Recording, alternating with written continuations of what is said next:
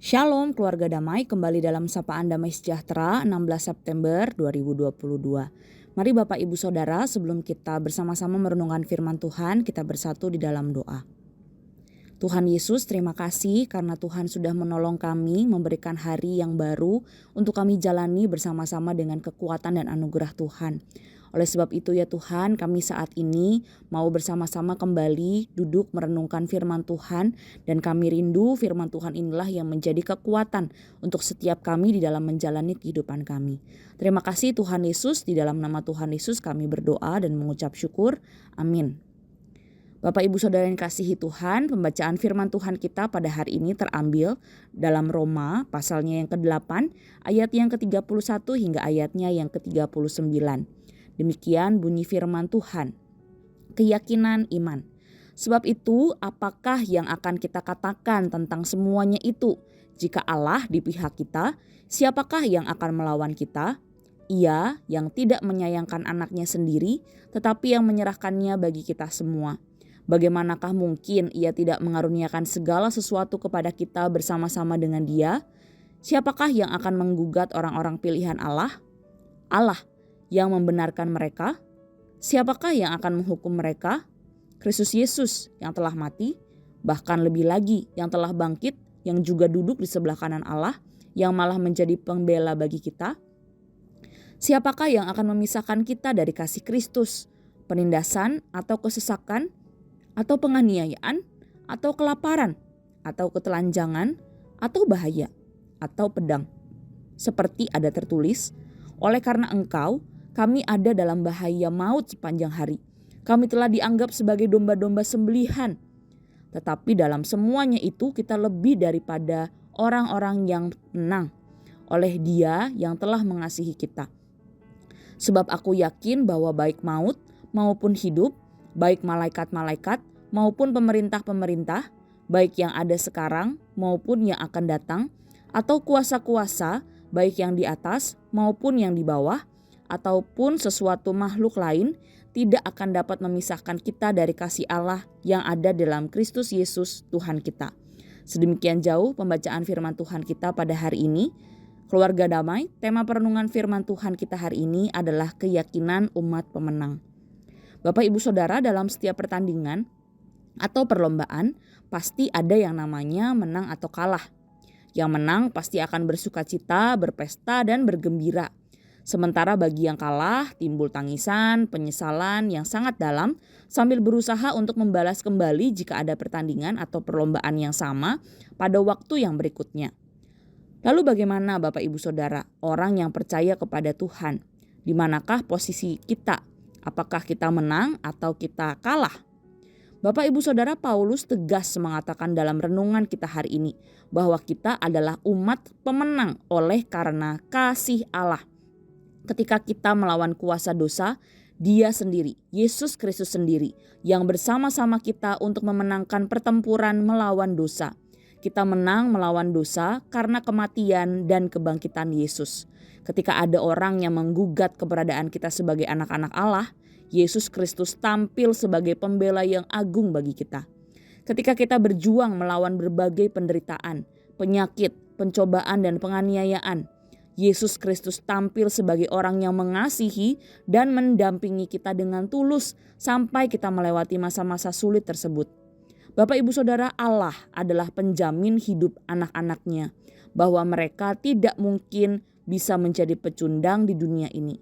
Tidak ada yang bisa memisahkan anak-anak Allah dari kasih dan kuasa Allah. Bapak Ibu Saudara, apakah keselamatan kita ini berlaku tetap dalam segala situasi dan kondisi? Ketika kita mengalami masalah atau penderitaan, bukankah kadangkala kita bertanya-tanya, merasakan apakah Allah sedang menjauh dari kita atau apakah Allah masih mengasihi kita? Bapak Ibu Saudara, Paulus tidak menolak fakta bahwa orang-orang Kristen juga menghadapi musuh dan masalah tantangan kehidupan.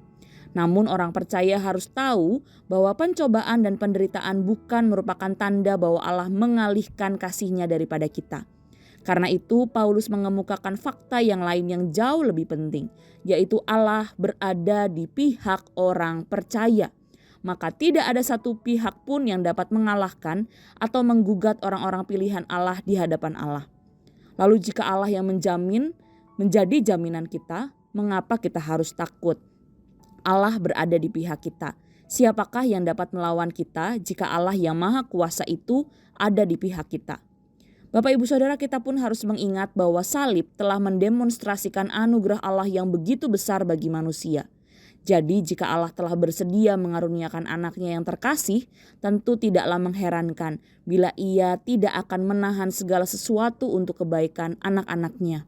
Karya Allah melalui Yesus Kristus itu seharusnya meyakinkan kita bahwa tidak ada satupun yang dapat memisahkan kita dari kasih-Nya. Sehingga walaupun kita mengalami penderitaan, kita harus memandang hal itu sebagai konsekuensi dari identifikasi kita dengan Kristus.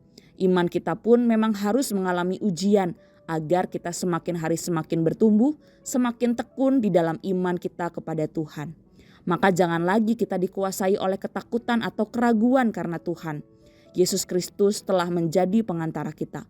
Tidak ada yang dapat memisahkan kita dari kasih-Nya. Dan kita harus meyakini bahwa salib itu merupakan jaminan kemenangan iman kita dalam situasi apapun yang kita hadapi. Bapak Ibu Saudara, bersukacitalah karena hal ini. Karena baik keadaan yang baik maupun keadaan yang buruk, kita berada di dalam jaminan kemenangan di dalam Yesus Kristus.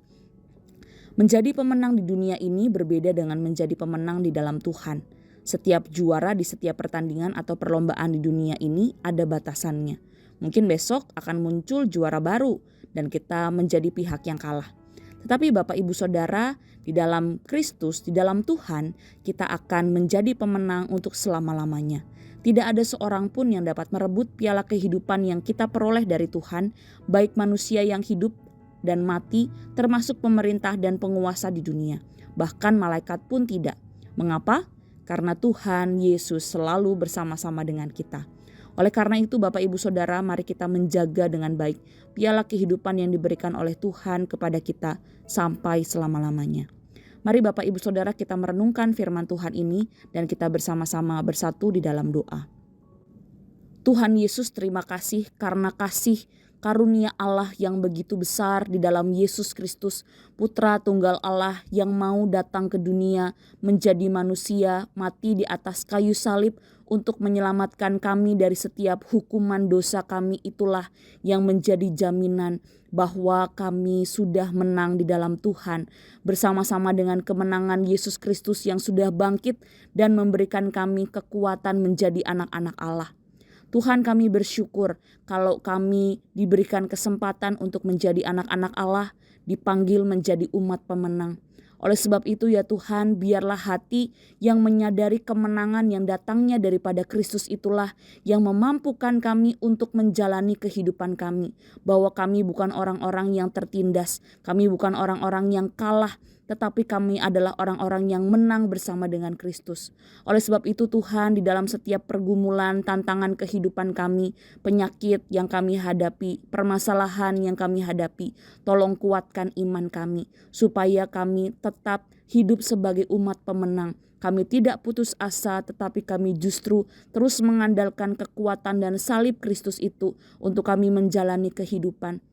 Sehingga di dalam tantangan apapun kami dapat berkata, Tuhan Yesus adalah Allah yang baik. Tuhan Yesus adalah Allah yang memberikan kami kekuatan untuk menjalani kehidupan ini. Kiranya Tuhan terus teguhkan hati dan iman kami agar kami setia di hadapan Tuhan sampai Tuhan Yesus memanggil setiap kami.